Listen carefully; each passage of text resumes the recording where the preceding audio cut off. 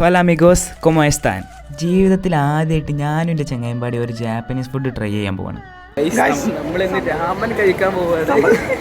അങ്ങനെ നമ്മൾ രാമനാണ് ഓർഡർ ചെയ്ത് കണ്ടത്. ഇതിൻ്റെ പ്രൊനൗൺസിയേഷൻ എങ്ങനെയെന്ന് കറക്റ്റ് അറിയില്ല. രാമനാണോ എന്തായാലും ആ സാധനമാണ് ഓർഡർ ചെയ്ത് കണ്ടത്. ഞങ്ങൾക്കാണ് ഈ ഹോട്ടലിൽ കയറിൻ്റെ ശേഷം ചെറിയും വരിക. കാരണം വലിയൊരു ഹോട്ടലിൽ 2 പൊട്ടന്മാർ കയറിയ പോലെ. അങ്ങനെ കുറച്ചു നേരം കാത്തുന്നതിൻ്റെ ശേഷം നമ്മളെ സാധനം എത്തി, കൂടെ 2 ബൗളും. അങ്ങനെ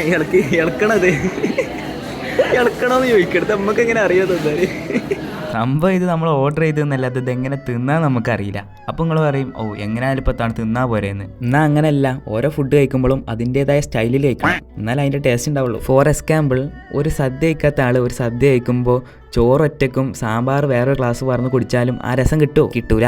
അതാണ്. അങ്ങനെ നമ്മൾ അതിലുള്ള നൂഡിൽസ് ഒന്നായിട്ട് ബൗളിൽ ഇടാൻ തുടങ്ങി. ഈ നൂഡിൽസ് ആണെങ്കിൽ അലാക്കിൽ വലുപ്പം പണ്ടാര, ഇതായിന്ന് എടുക്കാൻ കഴിയണ്ടേ. ഇതിന്ന് എടുക്കാനല്ലോ പണി. നൂഡിൽസ് അല്ലേ ഇതെങ്ങനെ തിന്നല്?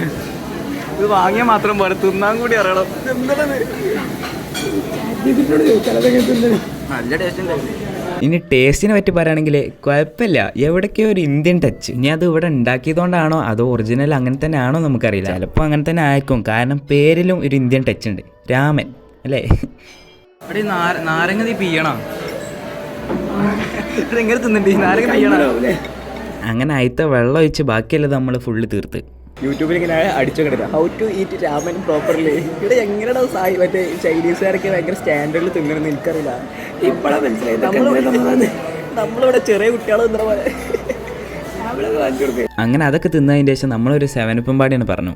അങ്ങനെ 7up കൊടുത്തപ്പോൾ ഉണ്ട് ഗ്ലാസ്സിൽ കുറച്ച് ഐസ് ക്യൂബ്സ് ഒക്കെ ഇട്ടിട്ട് ഭയങ്കര സിനിമ സ്റ്റൈലിൽ. അങ്ങനെ അതും കുടിച്ചു കഴിഞ്ഞിട്ട് നമ്മളോട് നീച്ച്. അപ്പോൾ ശരിയെന്നാ.